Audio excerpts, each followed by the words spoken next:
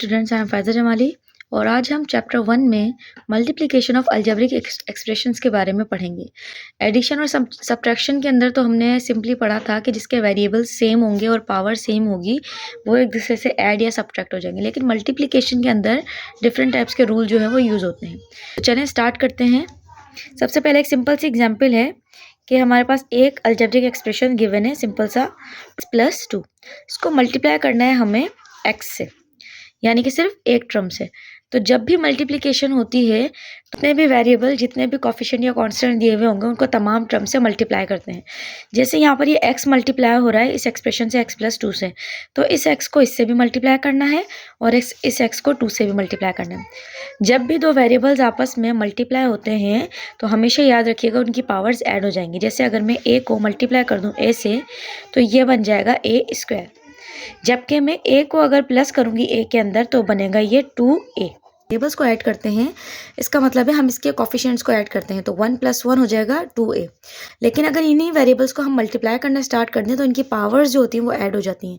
जैसे ये 1 और 1, इसकी पावर हो गई 2 और जो इसके कोफिशिएंट होते हैं वो मल्टीप्लाई हो जाते हैं। जैसे अगर मैं 2a को मल्टीप्लाई करना चाहूँ a² से, तो इसका जो फाइनल आंसर आएगा वो कोफिशिएंट को कोफिशिएंट से और वेरिएबल को वेरिएबल से, तो 2 1 2 और इन दोनों की पावर्स क्या हो जाएंगी, ऐड हो जाएंगी, तो ये हो जाएगा 2a³। तो सिमिलरली हमें x को मल्टीप्लाई करना है, मल्टीप्लाई की जगह डॉट लगा रही हूँ x से, और इन दोनों साइंस को भी आपस में एडिशन सब्ट्रैक्शन के रूल से चलाएंगे। a +++ और x को मल्टीप्लाई करना है 2 से, तो x को और x को यानी कि दो वेरिएबल्स को मल्टीप्लाई करेंगे तो इसके कोफिशिएंट आपस में मल्टीप्लाई होंगे, 1 1 1 और x को x में ऐड कर देंगे तो बन जाएगा 2x²। एडिशन की जगह एडिशन, और जब किसी भी वेरिएबल और कांस्टेंट को मल्टीप्लाई करते हैं तो वो सिंपल सा जो सिंपल मल्टीप्लिकेशन होती है वही रूल अप्लाई होता है, 2x।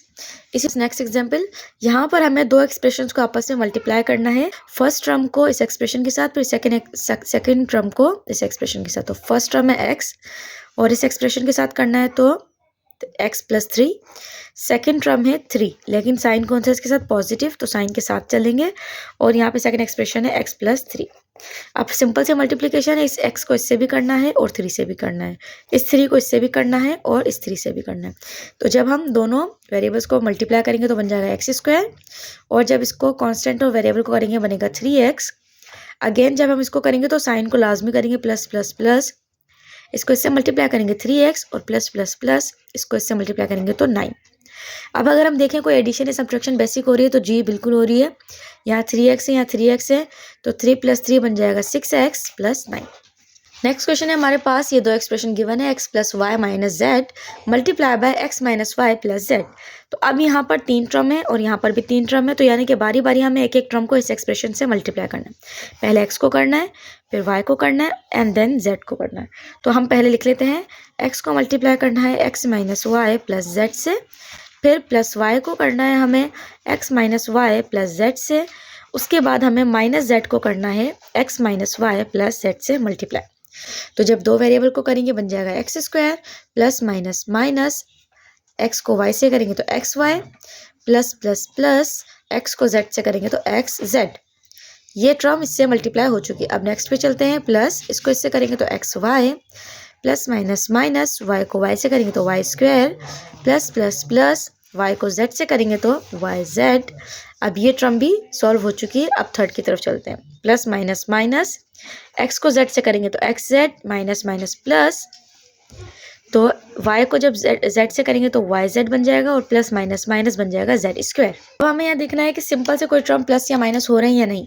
x² है यहाँ पर, x² जैसी कोई दूसरी टर्म यहाँ मौजूद नहीं है। इसके बाद है -xy ढूंढते हैं।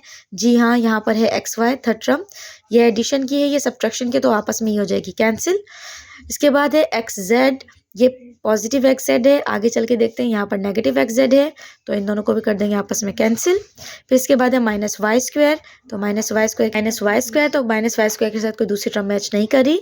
इसके बाद है हमारे पास प्लस yz, पॉजिटिव है और यहाँ पर भी yz क्या है, पॉजिटिव, तो 1yz प्लस 1yz बन जाएगा +2yz और z² -z²। मूव करते हैं हम नेक्स्ट क्वेश्चन की तरफ। नेक्स्ट क्वेश्चन में कह रहे हैं कि हमें मालूम करना है -3p + 2q - r यानी कि अब यहाँ पर हमें एडिशन भी करनी है, जैसे यहाँ पर p और q की एडिशन भी करनी है और मल्टीप्लिकेशन भी करनी है। लेकिन मल्टीप्लिकेशन कहाँ है? यहाँ पर एक नंबर है जैसे -3 और यहाँ पर है 2। इनको मल्टीप्लाई करना है q से और p से, जबकि q क्या है, p क्या है? p एक ये एक्सप्रेशन है, q एक ये एक्सप्रेशन है और r भी एक एक्सप्रेशन है।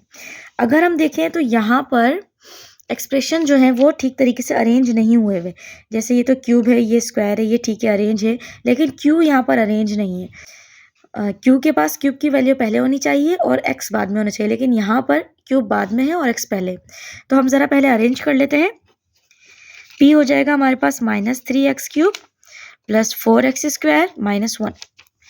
q हो जाएगा हमारे पास, क्यूब की वैल्यू पहले आएगी तो बन जाएगा 2x³ -7x -8। और r के अंदर अगर हम अरेंज करेंगे तो x³ -x² प्लस x -1, यानी कि पहले से अरेंज है। अब हमें करना क्या है कि इसके हिसाब से वैल्यूज़ लिखनी है। तो -3 की जगह -3 और p की जगह p का एक्सप्रेशन क्या है? -3x³ plus 4x² -1। इसके बाद है हमारे पास +2, q की जगह क्या है? q का एक्सप्रेशन 2x³ -7x -8। इसके बाद है -r, r का एक्सप्रेशन क्या है? x³ -x² plus x -1। मैंने आपको पहले एक बार बताई थी कि जब भी नेगेटिव साइन आता है तो आपने लाजमी ब्रैकेट लगाना होता है। अब यहाँ मल्टीप्लिकेशन है तब भी आपने ब्रैकेट लगाना है, और यहाँ पर भी देखें नेगेटिव साइन आ रहा है तो आपने ब्रैकेट लाजमी लगाना है। अब हम इसको सॉल्व करते हैं। अगर हम देखें तो ये -3 इससे मल्टीप्लाई हो रहा है, ये 2 इससे मल्टीप्लाई हो रहा है, और यहाँ पर ये माइनस इससे अपने साइन को चेंज कर देगा। तो यहाँ पर -3 को इस एक्सप्रेशन से मल्टीप्लाई करते हैं। पहले साइन देख लेते हैं, माइनस माइनस प्लस हो जाएगा, 3 3 9x³ माइनस प्लस माइनस हो जाएगा तो ये बन जाएगा 3 4 12x²। माइनस माइनस प्लस हो जाएगा जो बन जाएगा 3 1 3। अब आप सोच रहे होंगे कि मैं यहाँ माइनस माइनस प्लस क्यों लिख रही हूँ। जब भी एडिशन या सब्ट्रैक्शन होती है तो साइन चेंज नहीं होते, जबकि मल्टीप्लिकेशन होती है तो साइन चेंज लाजमी होते हैं। अगर माइनस माइनस है तो प्लस आएगा, प्लस प्लस है तो भी प्लस आएगा, माइनस प्लस है तो माइनस आएगा, और प्लस माइनस है तो तब भी माइनस आएगा। तो अब यहाँ पर नेक्स्ट पे चलते हैं।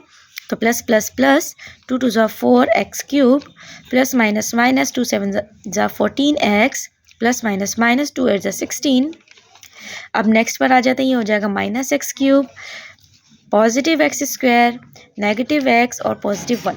अब आपको पहले ही पता है कि जब ब्रैकेट के बाहर माइनस हो तो ब्रैकेट के अंदर मौजूद तमाम एक्सप्रेशन के साइन चेंज हो जाते हैं।